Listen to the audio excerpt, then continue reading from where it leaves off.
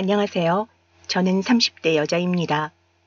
많은 분께서 아마 제 사연을 들으시면 이 좋은 시대에 태어나서 나이도 젊은 사람이 도대체 왜 그렇게 바보처럼 살았냐고 답답해 하실 수도 있습니다. 하지만 내 딸이다 혹은 내 조카다 생각하시면서 끝까지 들어주세요.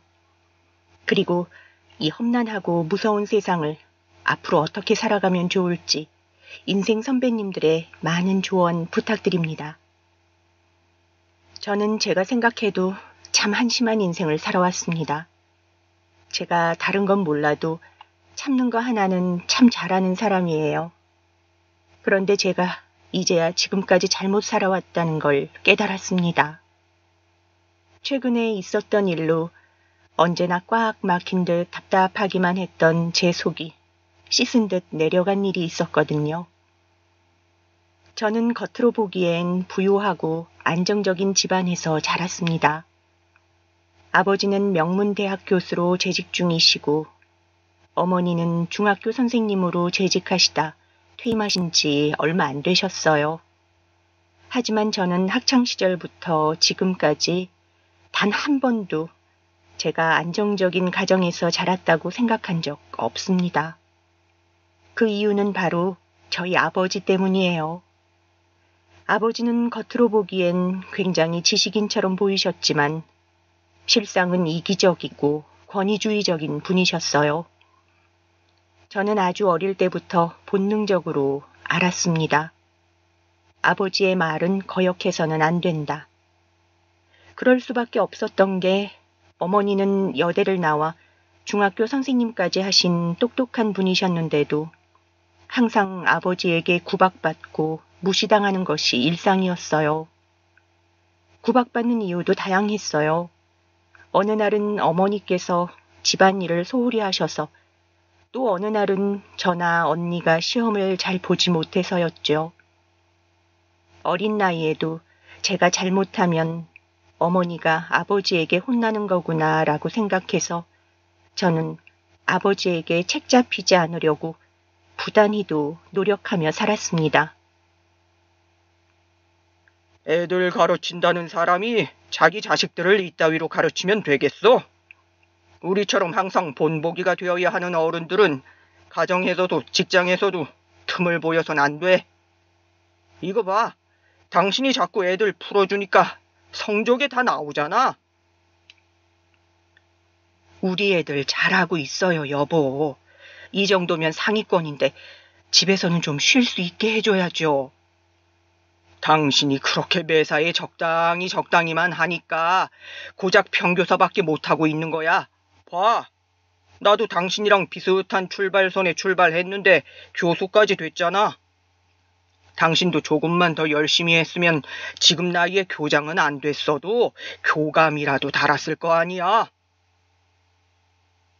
지금 생각하면 분명하게 아버지께서 잘못하신 일이었지만 당시에는 몰랐어요.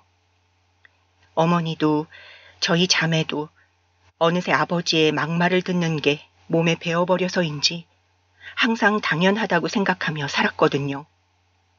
매일 아버지의 기분을 살피고 눈치를 보며 키웠으니 저의 학창시절은 언제나 불안하고 겁에 질려 있었습니다. 언제 아버지가 화를 내실지 몰랐으니까요. 사실 저희 아버지는 보시다시피 굉장히 유별난 분이셨습니다. 본인이 살아온 방식대로 저와 언니가 살아가길 바라셨어요. 언니는 저와 달리 타고난 재능이 많았습니다. 언니는 공부 잘하는 건 기본이었고 그림에 운동까지 못하는 게 없었어요.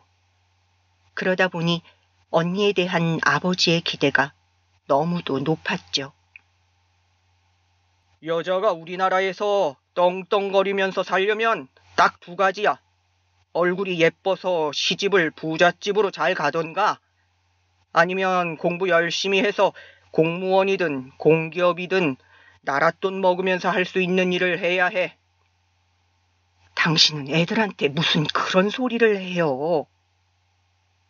어머니는 저희를 조금 더 자유롭게 키우고 싶어 하셨지만 고집스러운 아버지를 이길 수는 없었어요. 아버지는 일찌감치 집안의 경제권을 모두 다 쥐고 계셨거든요. 그걸 이용해서 어머니부터 저와 언니까지 쥐락펴락 하셨죠.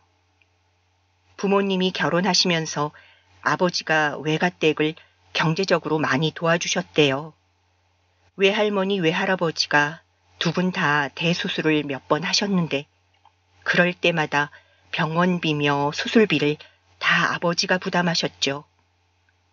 거기다가 돌아가실 때까지 요양원까지 다 책임지셨어요. 물론 너무 대단하고 잘한 일이지만 그걸 가지고 평생을 어머니를 무시하고 생색내셨어요. 어린 제가 보기에도 남자가 참 치졸해 보였죠. 당신은 가난하고 나약한 부모 밑에서 자라서 모르겠지만 세상이 그렇게 호락호락하지가 않아. 당신이 이렇게 물러 터졌으니까 애들이 욕심이 없는 거야. 아빠, 저 욕심 많아요. 제가 하고 싶은 게 얼마나 많은데요. 제가 꼭 훌륭한 사람 돼서 아버지한테 효도 많이 할게요. 아버지가 저와 언니에게 뭐라고 하실 때면 어머니는 어떻게든 저희 편을 들어주려고 하셨어요. 하지만 소용없었죠. 결국은 어머니에게 불통이 튀었으니까요. 저는 그런 게 싫어서 항상 밝은 척 아버지의 화를 풀어드리려고 노력했습니다. 물론 그것도 별 효가 없었지만요. 훌륭한 사람은 무슨 그딴 건 아무 소용없어. 너희 내 말 명심해. 여자는 시집을 잘 가야 해. 너희처럼 평범하게 생긴 애들은 직장이라도 좋아야 그나마 멀쩡한 직장 다니는 남자들한테 명함이라도 내미는 거야. 그러니까 지금은 다른 데 신경 쓰지 말고 공부만 해. 알았어? 아버지는 딸 둘을 아주 들들 볶으셨어요. 새벽 5시부터 저녁 12시까지 밥 먹는 시간 말고는 오로지 공부에만 매진할 수 있도록 스케줄을 다 짜놓으셨죠. 저는 하루하루가 너무 벅차고 힘들어서 나중에는 아버지 눈을 피해 친구들도 만나고 학원도 빼먹고 했지만 언니는 달랐어요. 언니는 정말 아버지가 시키는 대로 다 했죠. 저는 그런 언니가 안쓰러워 함께 땡땡이 치고 노래방에 가자고 꼬시기도 하고 영화를 예매해서 데려가려고도 했지만 언니는 단호했어요. 아버지가 시키시는 대로 하는 데까지 할 거라고요. 저는 그럴 때마다 언니한테 힘들지 않냐고 물었는데 언니는 대답은 안 하고 항상 그냥 웃었어요. 그러고는 원래 살아있는 게 힘든 거라며 말도 안 되는 소리를 했죠. 그때는 몰랐습니다. 언니가 왜 그런 말을 했는지요. 아버지가 자식들을 혹사시키는 동안 어머니는 가만히 계셨냐고요? 시간이 지날수록 아버지의 만행은 더 심해졌어요. 어머니도 말려보려고 노력했지만 아버지는 나이가 들수록 전에는 하지 않던 행동까지 하셨죠. 이 여편 내가 지금까지 너희 부모한테 들어간 돈이 얼만데? 감히 내 앞에서 네가 훈계를 해? 아, 이제 너희 부모 다 돌아가셨으니 내 돈은 필요 없다는 거야? 좋아, 이번 달 생활비 반만 보낼 테니 잘나신 분이 알아서 하세요. 여보, 지금 받는 것도 부족한데 반이라니요. 당신 자꾸 돈 가지고 이러면 나도 가만히 안 있어요. 내 월급 내가 관리할 거예요. 월급? 그게 왜 당신 월급이야? 지금까지 당신이 받아온 월급 다 모아도 당신 부모 한 사람 수술비에 병원비도 안 돼. 기껏 사람 구실하고 살게 도와주니까 아주 고마운 줄을 몰라. 앞으로 그 입에서 그딴 소리 절대 못 나오게 해주지. 쾅! 쾅! 아버지는 혼자 소리를 지르시다가도 본인 화를 주체하지 못하시면서 저희 앞에서 물건을 던지시기도 했어요. 자기 중심적이고 고집이 센 남편과 살다 보니 어머니도 언젠가부턴가 참고 사는 게 몸에 배어버리신 건지 아니면 그냥 포기하신 건지 점점 더 아버지에게 말을 안 하셨어요. 화를 내거나 소리 한번 지르는 모습을 본 적도 없었습니다. 아마 저와 언니를 생각해서 그러신 거겠죠. 하지만 그게 저희를 위하는 일이 아니었다는 걸 어머니도 뒤늦게 아셨어요. 사고가 있었습니다. 그 사고로 저희 집의 모든 게 달라져 버렸죠. 언니가 20살이 되던 해에 스스로 목숨을 끊어버렸어요. 가족들은 모두 다 믿을 수가 없었습니다. 저와 달리 고등학교 내내 전교 1등, 2등도 하고 아버지의 잔소리에도 군소리 한 번 한 적 없이 성실하게만 살아온 언니가 이제야 그토록 바라던 대학생이 됐는데 믿어지지 않았습니다. 처음엔 아무도 믿지 않았어요. 분명 뭔가 잘못됐다고 생각했습니다. 그런데 언니를 처음 발견한 장소에서 유서가 발견됐는데 그 내용이 너무나도 충격적이었습니다. 유서에는 지금까지 언니가 아버지에게 느꼈던 서름과 원망이 고스란히 적혀 있었어요. 그리고 언니는 언제부터였는지도 모르게 오래전부터 이미 준비를 하고 있었나 보더라고요. 이 세상을 등지고 떠날 준비를 말이죠. 유서에는 언니가 대학에 가기 원하지 않았다고 적혀 있었습니다. 단순히 아버지를 만족시켜야 한다는 마음으로 평생 공부만 했대요. 대학 말고 다른 것을 원해본 적도 없었답니다. 그래서 자신이 무엇을 원하는지 전혀 알지 못한다고요. 그런데 어느 순간 깨달았답니다. 자신이 어느 대학을 가건 어느 직장에 들어가건 그건 분명 자신이 원하는 일은 아닐 거라고요. 어른이 되면 이 지옥에서 벗어날 수 있을까라고 잠깐 생각한 적도 있었는데 곧바로 아니라는 걸 알았답니다. 아버지가 여자는 시집을 잘 가야 한다고 말한 순간 똑똑히 알았대요.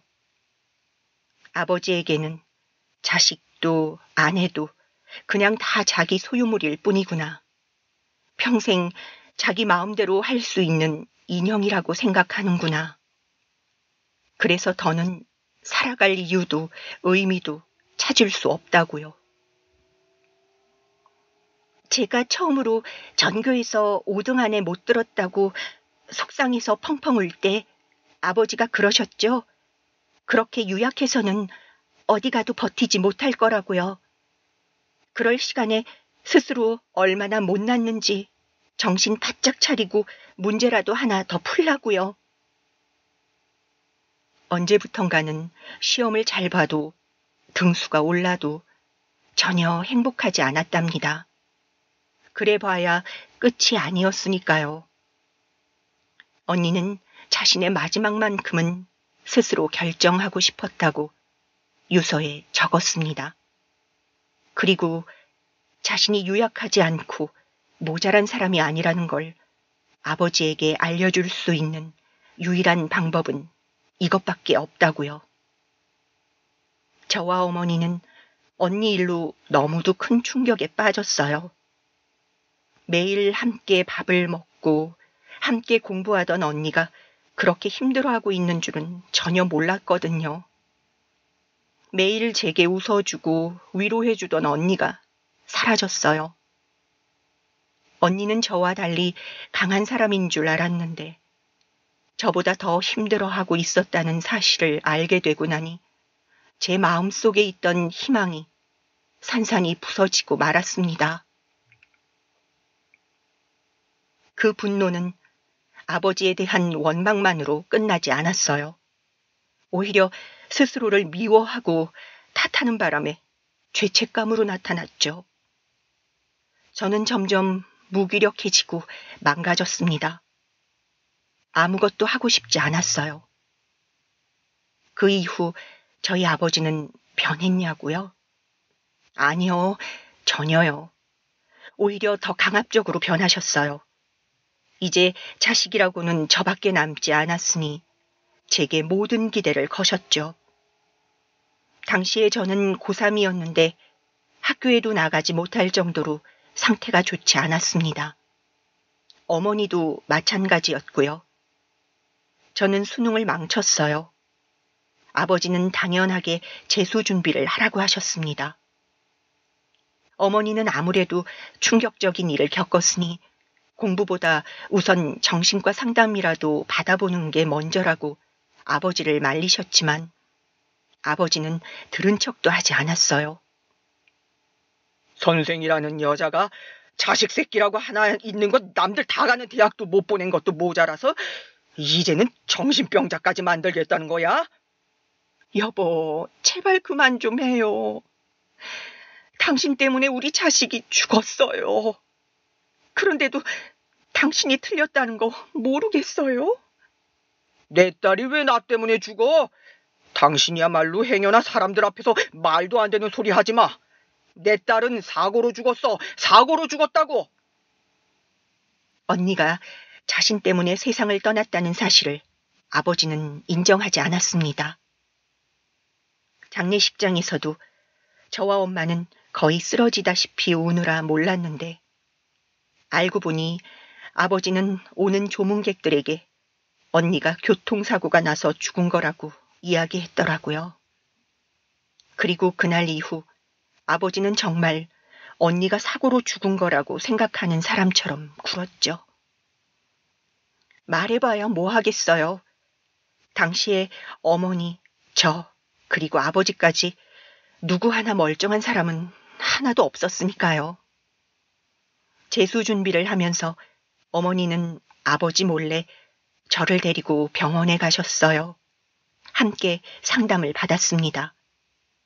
저는 외상후 스트레스 장애 진단과 우울증 증상으로 상담을 받으며 약을 먹었어요.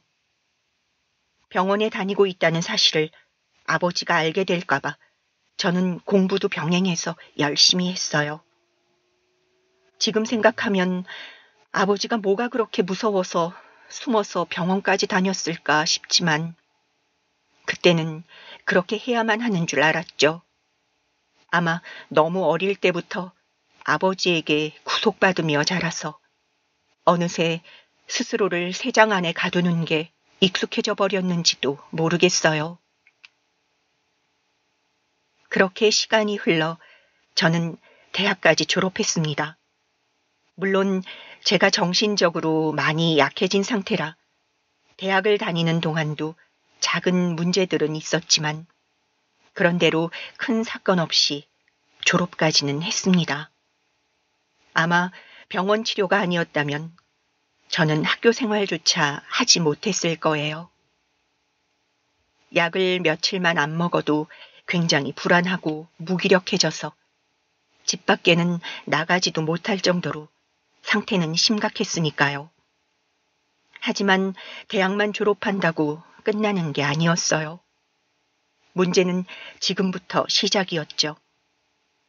대학생활 내내 친구 없이 지내는 게 많이 외롭고 힘든 순간들도 있었지만 그래도 졸업을 하지 못할 정도의 문제는 아니었죠. 하지만 직장은 달랐어요. 여러 번의 낙방 끝에 어렵게 들어간 회사마다 몇 개월 버티지 못하고 그만둬야 했습니다. 이유는 항상 같았어요. 제가 사람들과의 관계가 힘들었거든요. 저도 평범한 사람인 척 잘 연기하고 있다고 생각했지만 주변에서 보기엔 그게 아니었던 것 같아요. 저는 언니의 사고 이후 전혀 다른 사람이 되었습니다. 그전에는 친구도 많고 밝은 편이었지만 사고 이후 사람들과 이야기를 나누는 게 힘들었어요. 자신감이고 자존감이고 그런 건 애초부터 없었던 사람처럼 사람들 눈도 못 마주치고 땅만 보고 다녔습니다. 그래도 어렵게 들어간 회사이다 보니 잘하고 싶었어요. 그래서 나름대로 한다고 했습니다. 그런데 정신과 약이라는 게 먹고 나면 우울 증상에는 효과가 있었지만 체력적으로 좀 힘든 부분이 있었어요. 몸이 많이 가라앉고 피곤해져서 많이 졸려요. 저는 회사에서는 어떻게든 티 안 내려고 노력했지만 사람들이 보기엔 제가 항상 표정이 없으니 의지가 없어 보이고 무기력해 보였나 보더라고요. 한 번은 제게 대놓고 뭐라고 한 동료가 있었습니다. 은주 씨, 사람이 말을 하는데 표정이 왜 그래요? 맨날 뭘 물어봐도 시큰둥. 성격이 그 모양이면 일이라도 잘하든지. 누구는 뭐 회사가 좋아서 다녀요? 그렇게 없는 듯 지낼 거면 그냥 집에 있으면 되잖아요. 왜 자리만 지키고 앉아서 주변 사람들 힘들게 해요? 저는 할 말이 없었습니다. 나름대로 다른 직원들 질문에 맞는 대답을 하려고 매일 노력하며 회사에 다니고 있었는데 그런 게 다 티가 났나 봐요. 제가 다른 사람하고는 다르다는 게요. 그때 알았습니다. 제가 아무리 평범한 사람처럼 연기하려고 해도 이미 많이 아픈 사람이라 그게 쉽지 않다는 걸요. 그런 저를 어머니는 안쓰러워 하셨지만 아버지는 그런 저를 한심해 하셨어요.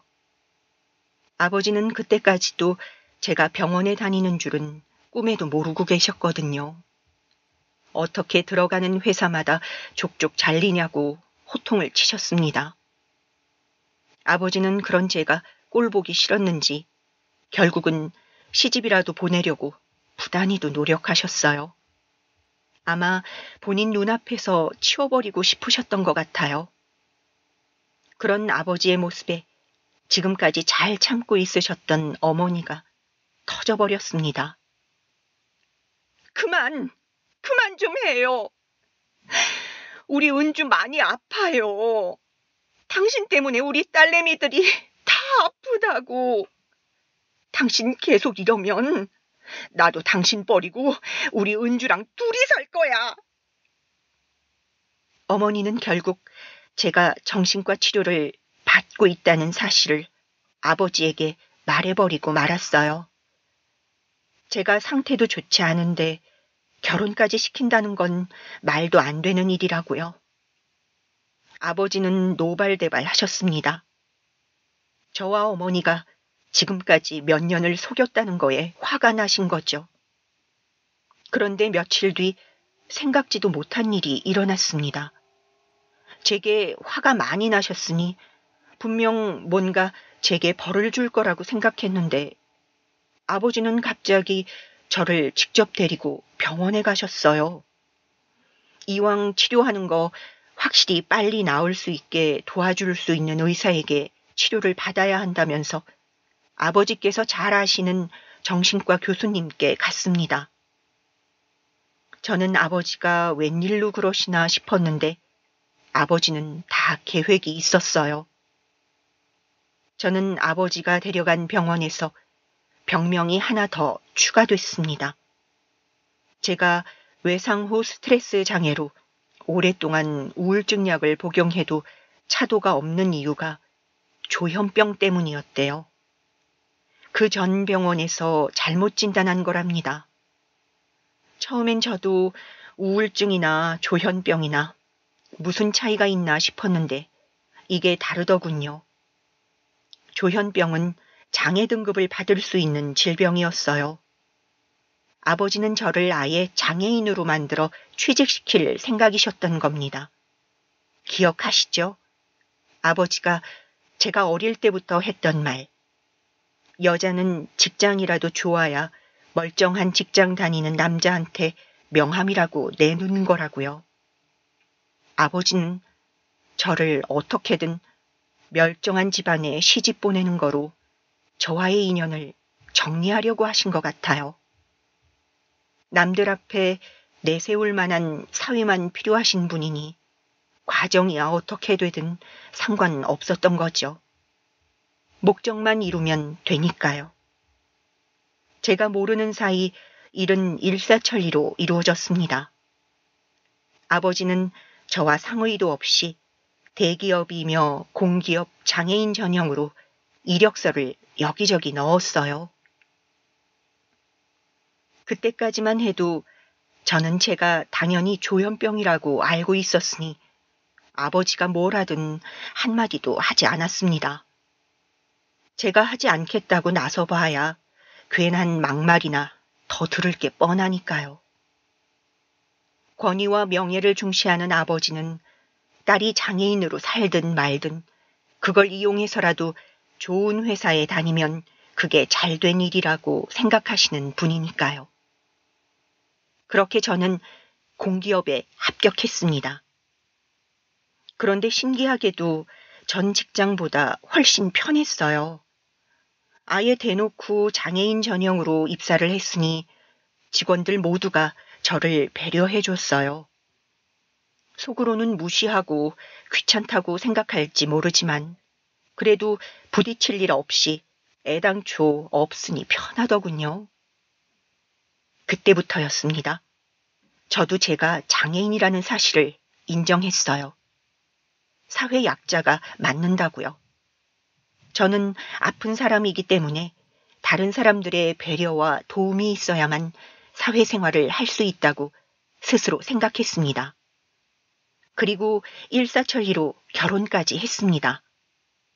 아버지가 그래도 명색이 명문대학의 교수님이시니까 제 혼사 자리야 찾으려고 마음만 먹으면 많았나 보더라고요.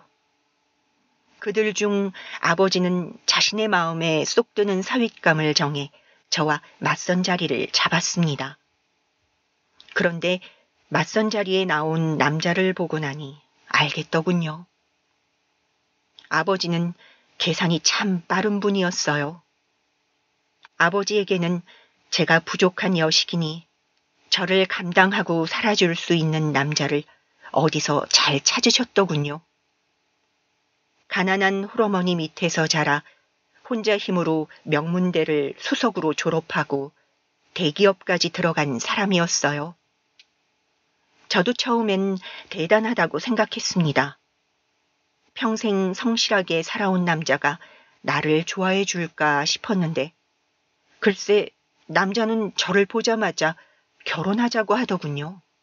알고 보니 남자는 직장에서 꽤나 능력도 있고 성과도 많이 낸 재원이었지만 직장 내에 연줄이 없어서 회사에서 승진이 계속 누락됐나 보더라고요. 그래서 남자에게도 단단한 동아줄이 필요했던 거죠. 마침 인맥 부자인 저희 아버지께서 그 동아줄이 되어주기로 약속하신 거였고요. 제 결혼은 엄연히 정략 결혼이었습니다. 제가 처음부터 말씀드렸죠. 저는 참 답답한 인생을 살았다고요. 저는 그 순간 어쩌면 결혼이 나을지도 모르겠다는 멍청한 생각을 했습니다. 적어도 아버지에게서는 벗어나 살 수 있으니까요.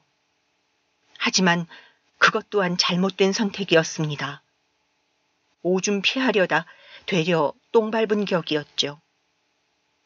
남편이 저를 사랑해서 결혼하지 않았다는 건 저도 알고 있었지만 이 정도일 줄은 몰랐어요. 남편은 결혼하자마자부터 저를 무시했습니다. 제가 조현병을 앓고 있고 장애인 판정을 받아 공기업에 들어갔다는 사실을 자꾸 제 앞에서 들먹이며 저를 짓밟았어요. 약 꼬박꼬박 먹고 있지? 괜히 약 안 먹고 돌아다니다가 사고치면 내 얼굴이나 장인어른 얼굴에 먹칠하는 거야. 그러니까 정신 똑바로 차리고 다녀. 내가 무슨 전과자예요? 왜 그런 말을 그런 식으로 해요? 나 약 잘 먹고 있고 당신한테 피해 주는 거 없으니까 말 함부로 하지 마요. 평생 아버지 밑에서 호의호식하고 산 주제에 뭐가 힘들다고 저렇게 피해의식 찌들어 사는지. 하긴 그렇게 나약하니 평생 약이나 먹고 사는 거지. 당신이 나에 대해 뭘 안다고 떠들어요. 그리고 당신 나한테 잘 보여야 하는 거 아니에요? 나 덕분에 회사에서 승진도 하고 대학 교수 사회 소리도 듣는 거잖아. 아버지를 피해 결국은 또 아버지 같은 남자를 만나고야 말았습니다. 남편은 아버지의 젊은 시절 같았어요. 아이고, 맞습니다. 그래서 제가 항상 감사드리고 있지요. 제가 하도 미천해서 정신 나간 마누라까지 모시고 사는 거 아니겠습니까? 어쩌면 남편은 아버지보다도 더한 인간이었어요. 아버지는 정말 자신이 생각하는 대로 행동하는 거였지만 남편은 저를 괴롭히면서 즐거워하는 것처럼 보였거든요.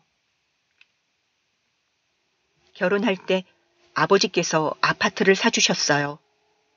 시어머니는 그 아파트에서 저희와 같이 살고 싶어 하셨지만 제가 거절했어요.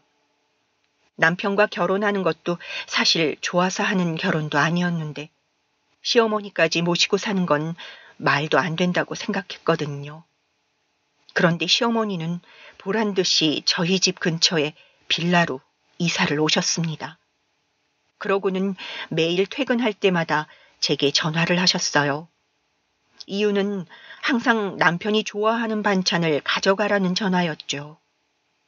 하루는 저도 너무 피곤해서 이미 집에 들어왔다고 내일 가겠다고 말하고 끊었어요.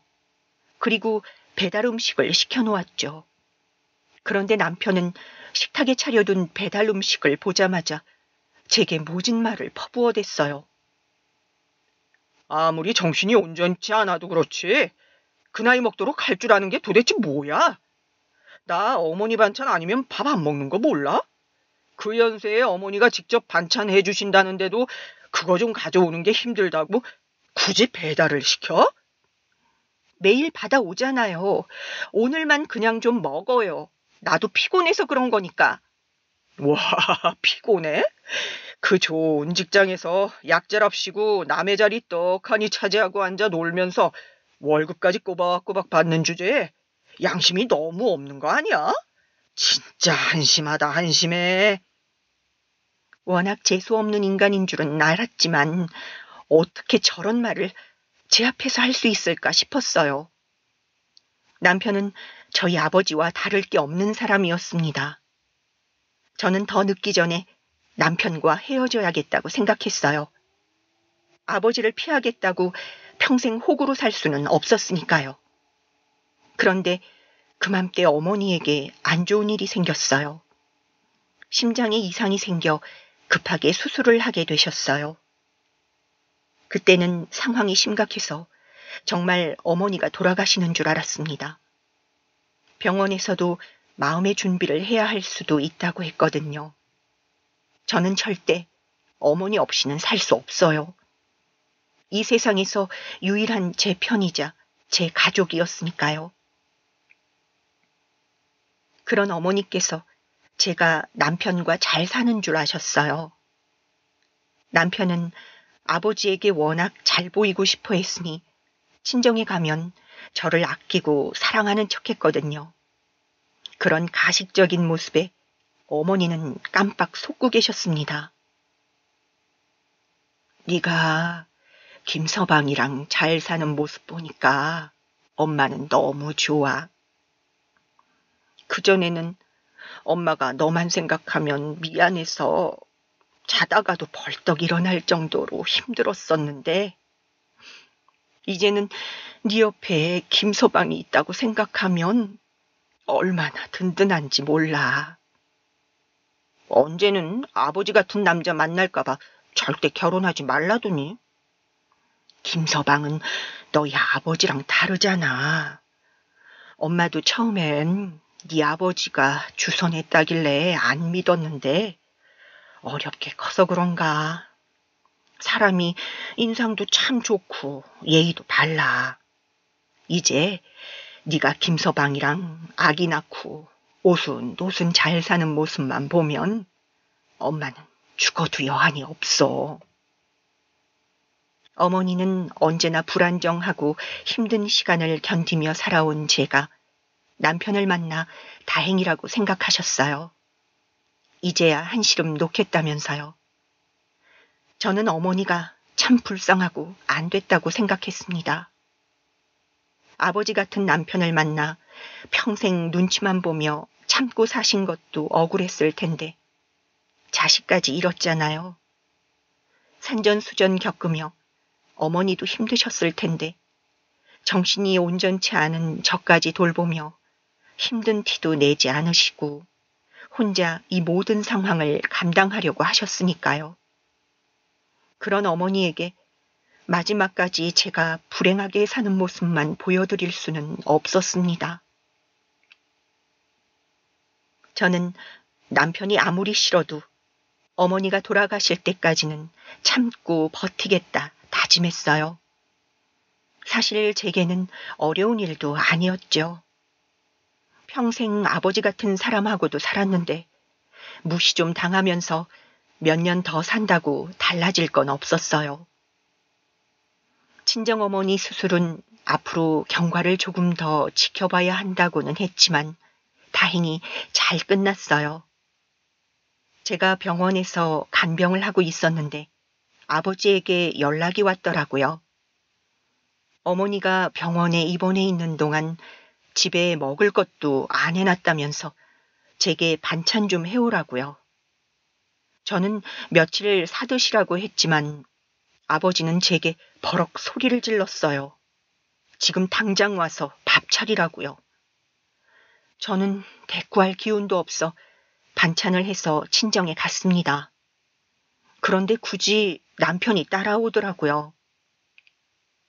세상에 나 같은 남자가 어딨어. 정신도 온전치 않은 여자 떠받들고 사는 것도 모자라서 장모님 수술했다고 직접 문병도가 장인어른 식사 못 챙겨 드셨을까봐 이렇게 반찬까지 싸들고 가. 남편은 저희 아버지와 견줘도 비등할 정도로 재수 없는 인간이었습니다. 남편은 자신이 저 같은 여자와 살아주는 것만으로도 감사한 마음으로 살아야 한다는 말을 입에 달고 살았어요. 이제는 귀에 딱지가 앉을 지경이었죠. 말은 똑바로 해야지. 당신이 나를 언제 떠받들고 살았어. 다 목적이 있어서 따라온 거면서. 친정에 가봐야 매번 아버지한테 뭐 사달라, 돈 필요하다는 얘기나 하다 오면서 친정에 갈 때마다 매번 생색을 냈어요. 저는 그런 모습이 꼴보기가 싫었습니다. 그럴 때마다 저는 제 인생을 한탄하는 것 말고는 할 수 있는 게 없었습니다. 기껏 아버지를 피해 도망쳐 만난 놈이 이런 놈이라는 사실이 끔찍하기만 했죠. 내가 당신 왜 따라오는지 모를 줄 알아? 안 그래도 얼마 전부터 어머님이 차 자꾸 시동 꺼진다고 차 바꿔야겠다고 얘기하시더라. 사돈한테 얘기 좀 잘해보라고.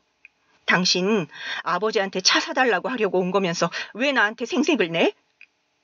너 같은 여자랑 살아주는데 차 정도야 당연히 받아야지. 아, 이 김에 아예 외제차로 바꿀까? 요즘 새로 나온 거 완전 잘 빠졌던데.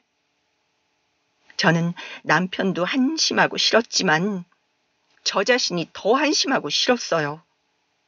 이러다 아이라도 하나 생기면 저도 어머니처럼 평생 지옥 속에 살아야 하는 거 아닌가 싶어 매일 밤 악몽도 꿨습니다.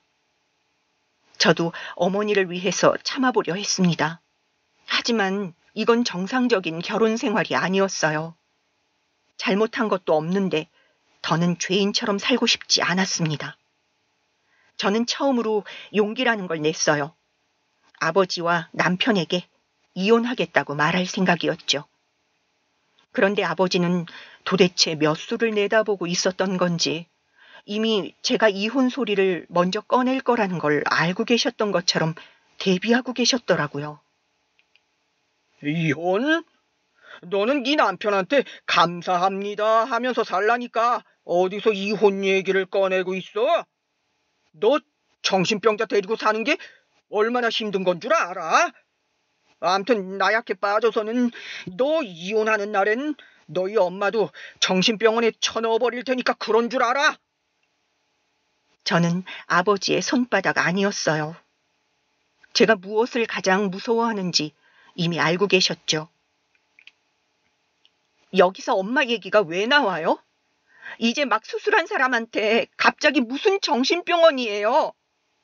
내가 몸도 성치 않은 사람을 뭐하러 데리고 살아? 쓸데도 없는데 병원에 쳐넣어버려야지. 저는 금방이라도 눈물이 왈칵 쏟아지려는 걸 꼭 참았습니다. 어머니가 너무 불쌍했어요.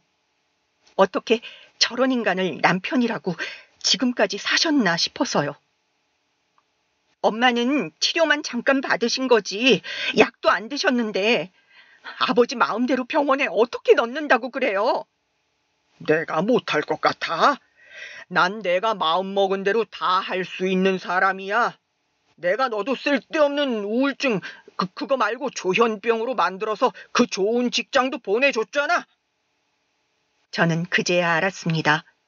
제가 사실은 조현병도 아닌데 아버지가 그 정신과 교수인지 뭔지 하는 사람이랑 짜고 저를 조현병으로 만들어서 위장 취업시켰다는 사실을요. 거기다가 더 놀라운 건 제 남편도 그 사실을 알고 있었더군요. 이미 결혼 전에 아버지께서 남편에게 입단속을 시켜놓은 거였어요. 제게는 아무 문제가 없는데 공기업에 취직시키기 위해 서류상으로만 만든 거라고요. 어이가 없어서 저는 입이 떡 벌어졌습니다. 그 사실을 알고 있었으면서 제 남편은 그걸 빌미로 제게 막말을 퍼붓고 무시했으니까요. 저는 절망감에 휩싸였습니다. 저는 지금까지 아버지가 만들어 놓은 지옥 같은 덫에 평생 갇혀 있었던 거예요. 세상에 저런 아버지가 또 있을까요? 자식이라고 둘 있는데 하나는 지독하게 괴롭혀서 그 어린 나이에 스스로 목숨까지 끊게 하더니만 하다 남은 자식까지 자기 멋대로 장애인을 만들어 놓은 거였죠. 제가 이혼하고 싶어 하는 이유도 제대로 묻지 않은 아버지는 그 자리에서 제 남편에게 제가 이혼하겠다고 한다고 이야기했어요. 그러면서 한다는 말이 가관이었죠. 아버님, 죄송합니다. 제가 요즘 가정에 조금 소홀했더니 이 사람이 서운했는지 아버님 앞에서 이혼 얘기를 꺼냈나 봐요. 걱정 끼쳐서 죄송합니다. 제가 앞으로 더 잘할게요. 에이, 이 자네가 뭐 잘못한 게 있겠나. 내 딸이 모자라서 자네가 고생이 많지. 참, 자네 차가 영 시동이 안 걸린다고 그랬지. 내가 좋은 거로 뽑아줄 테니까 한번 골라보게. 감사합니다, 아버님. 그리고 이 사람이 부족한 게 뭐가 있나요? 너무 순수해서 세상 물정을 몰라서 그러는 거죠. 제가 남편으로서 잘 가르치고 돌보겠습니다. 걱정 마세요. 그래, 이래서 내가 우리 사위를 예뻐한다니까. 이렇게 말이 통하는 사람이 집안에 한 사람이라도 있으니 내가 얼마나 좋은지 몰라. 남편과 아버지는 쿵짝이 아주 잘 맞았어요. 물론 남편이 아버지 비위를 맞추는 거겠지만요. 그 사이에 있으면 저는 역시나 이상한 사람이 되어 있었습니다. 저는 바보같이 그제야 알았습니다. 제가 30년이 넘는 시간 동안 평생 쓰레기들과 함께 살아왔다는 사실을 말이죠. 생각한 것보다 아버지는 더 비열하고 미친 사람이었습니다. 정신병원은 저와 어머니가 아닌 아버지가 가야 했죠. 그 순간 저는 다짐했습니다. 앞으로 제게 남은 시간은 모두 다 아버지를 망하는 데 쓰겠다고요. 그런데 복병이 있었습니다. 바로 저희 시어머니였죠. 평소에도 제게 왜 아이가 생기질 않느냐고 툭하면 잔소리 하셨었는데 하필이면 그때 보지 않았으면 좋았을 걸 시어머니께서 찾아내고야 말았어요. 집에 반찬을 주러 오셨다가 싱크대 서랍장에 넣어둔 약통을 발견하셨더라고요. 약통에 적힌 이름을 보고는 심상치 않다고 생각하셨는지 곧바로 핸드폰으로 검색을 하셨어요. 정신과 질환약? 오호라, 이런 이상한 약이나 먹으니 애가 들어설 리가 있나? 그래서 네가 애가 안 생기는 거였구나. 너 지금까지 우리 집안을 뭘로 보고 그런 몹쓸 병에 걸린 주제에 내 애들하고 결혼까지 한 거야? 시어머니는 제 병에 대해 전혀 모르고 계셨어요. 지금까지 부잣집 사돈에 공기업 다니는 며느리라고만 알고 계셨거든요. 처음 만났을 때 남편이 저와 결혼하기 위해 어머니께는 일부러 말씀 안 드렸어요. 그래야 어머니가 결혼을 허락해 주실 것이라고요. 어머니, 제가 이야기를 안 한 건 맞지만요. 아무리 모르셔도 그렇지 무슨 그런 말씀을 하세요. 제가 먹는 약은 우울증 치료약이지 피임약이 아니에요. 그것 때문에 임신이 안 되는 게 아니라고요. 어머, 적반하장도 유분수가 있지. 사기 결혼한 주제에 어디서 큰 소리를 쳐? 내가 너 가만히 둘 줄 알아? 사기라니요. 제가 다니는 직장 장애인 전용으로 들어간 거 준영 씨는 진작부터 알았어요. 저희 아버지랑 둘이 이미 다 끝낸 이야기라고요. 도대체 교수식이나 되는 양반이 우리 집안을 얼마나 만만하게 봤으면 사기를 쳐? 시어머니는 제게 배신감을 느낀다며 치를 떨었어요. 그리고 저희 아버지를 사기꾼 취급했습니다. 그때 남편이 집에 들어왔어요. 남편은 상황 이야기를 듣더니 바로 어머니 편을 들며 어머니를 진정시켰어요. 그런데 한다는 말이 어이가 없었죠.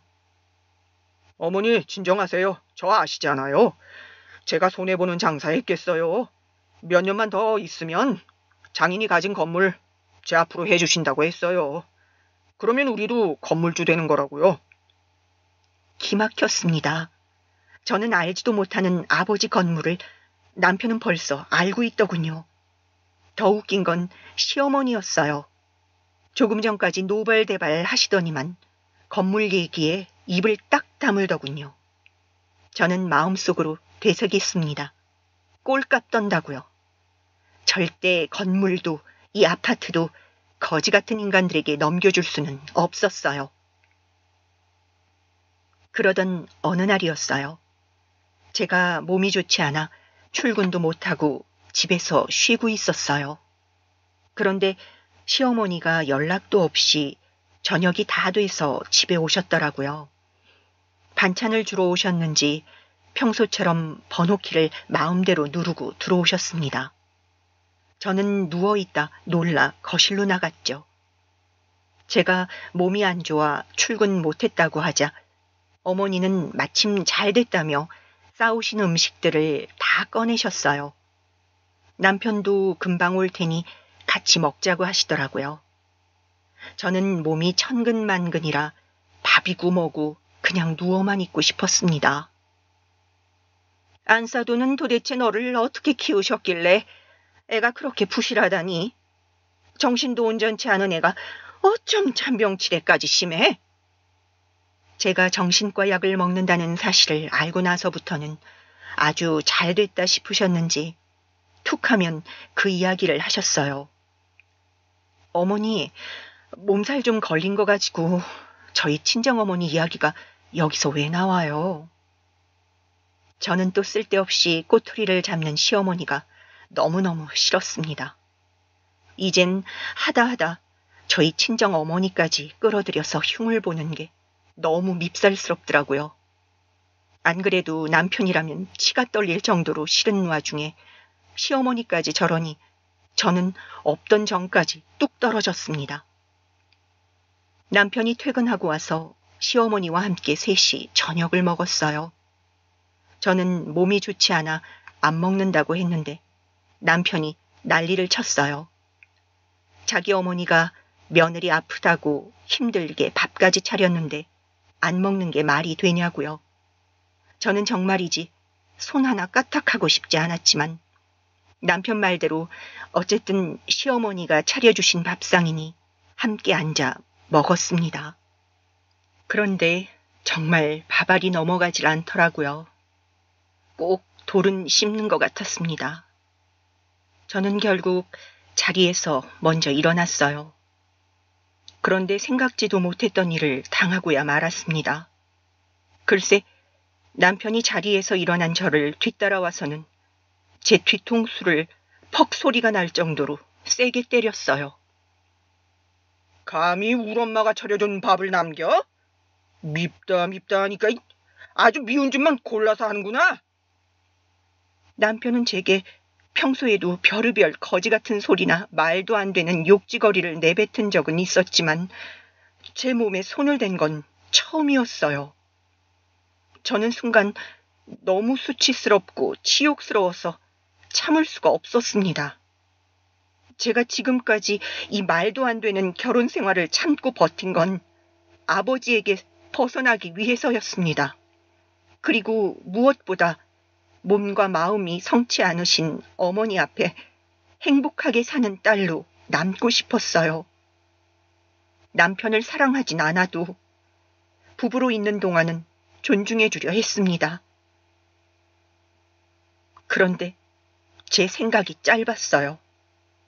손바닥도 마주쳐야 소리가 나는 것인데 제가 사람을 잘못 봐도 한참 잘못 봤죠. 처음부터 저와 가정을 이룰 만한 그릇이 되는 인간이 아닌데 제가 괜한 기대를 했네요. 저는 지난날에 제 잘못된 선택과 실수들을 반성했습니다. 그리고 후회했어요. 이런 결혼은 애초에 하는 게 아니었는데 말이죠. 저는 그 자리에서는 꾹 참고 다음날 바로 친정에 갔습니다. 어젯밤 내내 잠도 자지 않고 생각했지만 아무리 생각해도 답은 하나였어요. 이 세상에서 제 편이 되어줄 사람은 단 한 사람이었죠. 바로 저희 어머니요. 저는 저마저 어머니에게 짐이 될 수 없어 지금까지 꼭 참고 아무 이야기도 하지 않았지만 더는 참을 수 없었습니다. 제게는 새로운 변화가 절실히 필요했어요. 그 큰 수술을 하고 퇴원한 지 얼마 되지 않아서도 집안일을 하고 계시는 어머니에게 지금까지 있었던 일에 대해 모두 다 이야기했습니다. 아버지에게서 벗어나기 위해 어쩔 수 없이 결혼했지만 지금까지 단 한 번도 행복한 적 없었다고요. 그리고 바로 어젯밤 남편이 제게 한 행동까지 다 이야기했습니다. 어머니는 제 이야기에 속상해서 1시간을 넘게 우셨어요. 자책하시면서요. 이게 다 내 잘못이야. 내가 못나서 그깟 너희 아버지가 뭐가 무섭다고. 눈치만 보고 사느라 엄마가 너희를 온전하게 지켜내질 못했어. 우리 딸이 용기 낸 것처럼 엄마도 이제 참지 않을 거야. 어머니는 제 편에 서서 제게 상처 준 인간들에게 복수를 해주겠다고 했습니다. 그런데 그 말과 다르게 다음날 바로 저희 남편과 시어머니를 친정으로 초대했어요. 그것도 아침 일찍부터 진수성찬까지 차려가면서요.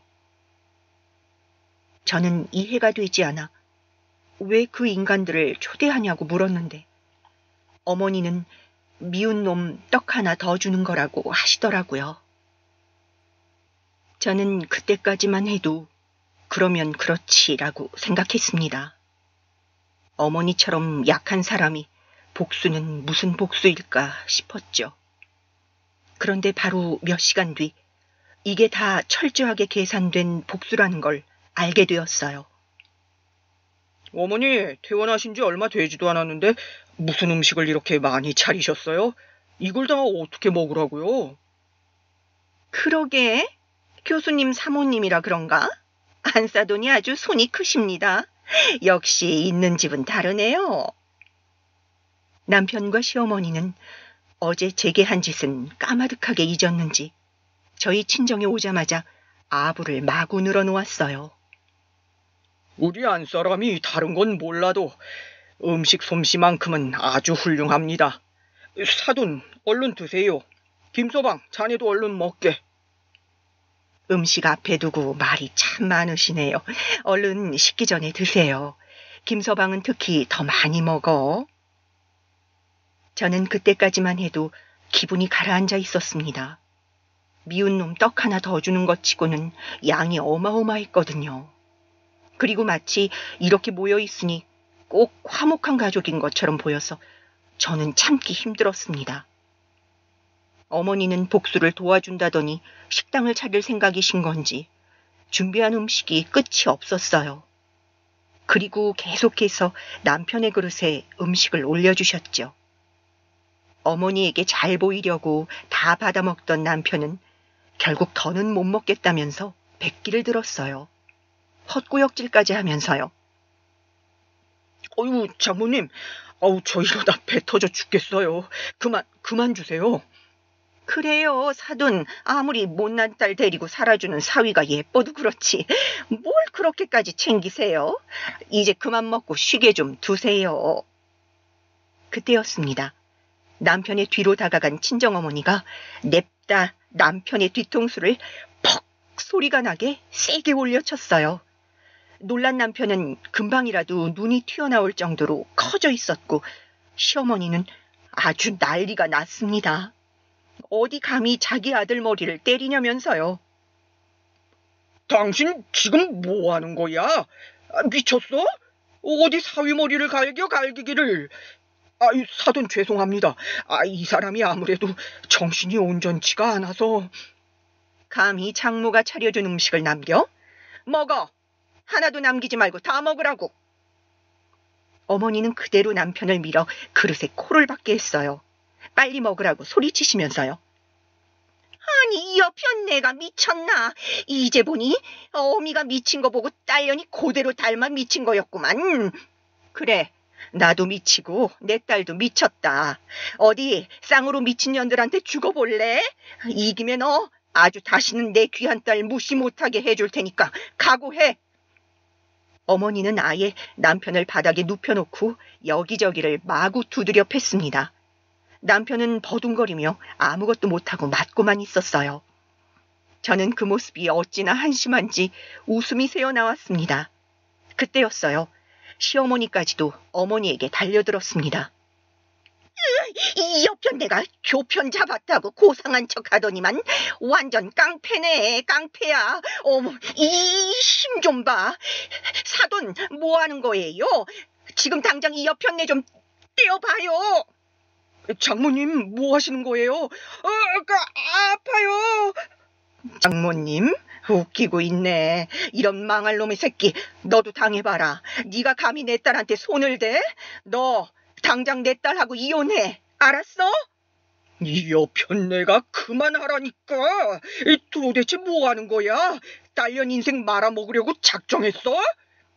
그때였습니다. 순간 눈빛이 변한 어머니께서 남편 머리채를 잡고 있던 손을 세게 뿌리치시더니 자리에서 벌떡 일어나셨어요. 그러더니 바로 아버지에게 달려드셨습니다. 이 미친 인간, 이게 다 너 때문이야. 다 너 때문이라고. 내 딸 인생 망친 거 바로 너야, 이 인간아. 용기를 내보냈다고 하신 어머니의 말이 사실이었어요. 저는 30년 넘게 어머니의 딸로 살면서 단 한 번도 본 적 없는 어머니의 모습에 울컥 눈물이 날 것 같았습니다. 지금까지 참아오신 울분을 다 토해내는 것 같았어요. 언니가 세상을 떠났을 때도 어머니는 입을 틀어막고 눈물을 삼키셨던 분이에요. 아버지에게 욕 한마디 못하시던 분이셨죠. 그런데 제가 뒤통수 한 대 맞고 왔다는 말에 저렇게까지 화를 내시는 모습을 보니 저도 용기가 났습니다. 저도 가만히 있을 수 없었어요. 저는 그 길로 남편에게 달려들어 머리며 등이며 잡히는 대로 때려줬습니다. 그리고 이혼하겠다고 소리를 질렀어요. 그날 이후 어떻게 됐냐고요? 저는 이혼했습니다. 남편에게 준 차며 집도 다 빼앗았어요. 저희 아버지가 누굽니까? 절대 손해보는 장사는 하시는 분이 아니죠. 결혼하면서 사주신 집이며 그리고 최근에 사준 차까지 모두 다 제 명의로 해서 다시 찾아오기 쉬웠어요. 그리고 저희 모녀에게 가장 중요한 것이 남아 있었습니다. 바로 아버지에 대한 복수였죠. 어머니도 아버지와 이혼 서류를 제출했어요.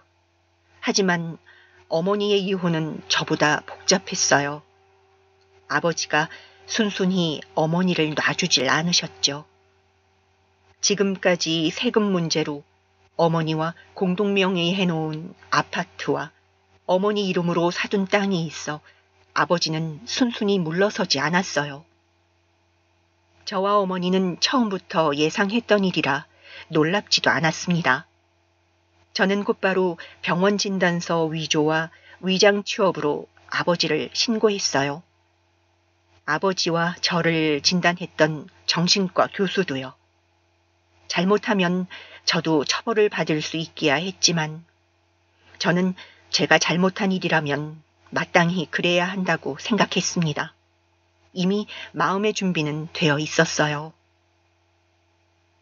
딸년이라고 하나 있는 게 감히 아버지 인생에 고춧가루를 뿌려? 은주도 연주도 이제 둘 다 당신 딸 아니야. 그러니까 내 딸들 그딴 식으로 모욕하지 마.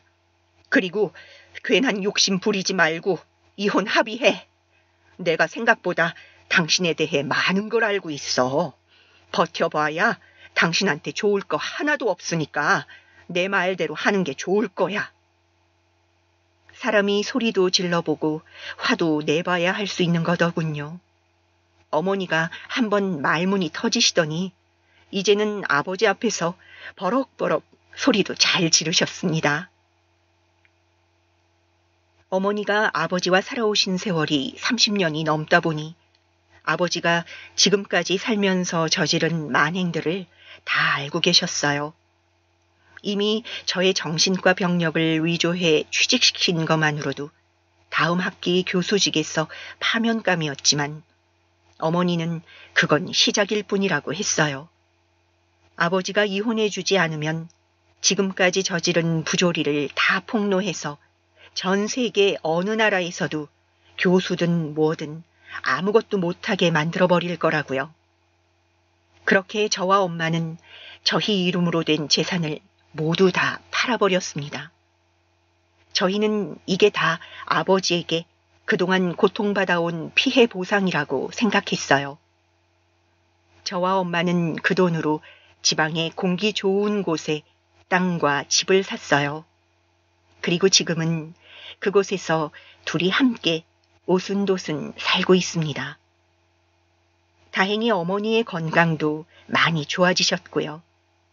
가끔 어머니 진료가 있어서 서울에 올라오면 언니가 있는 납골 땅에 가곤 하는데 그때마다 아버지는 어떻게 알고 찾아오세요.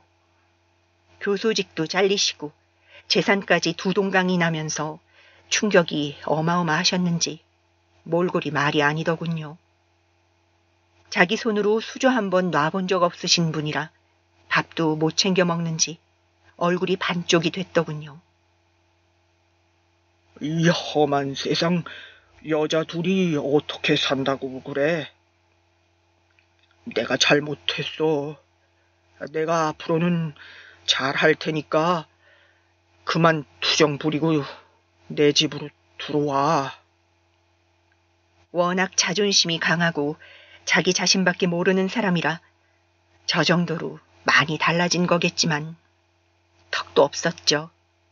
간신히 그 지옥에서 빠져나왔는데 다시 그 지옥불로 뛰어들 정도로 멍청이는 아니니까요. 저의 긴 이야기를 들어주신 여러분 앞에 약속드립니다. 앞으로 저와 어머니는 평생 둘이서만 행복하게 살겠다고요.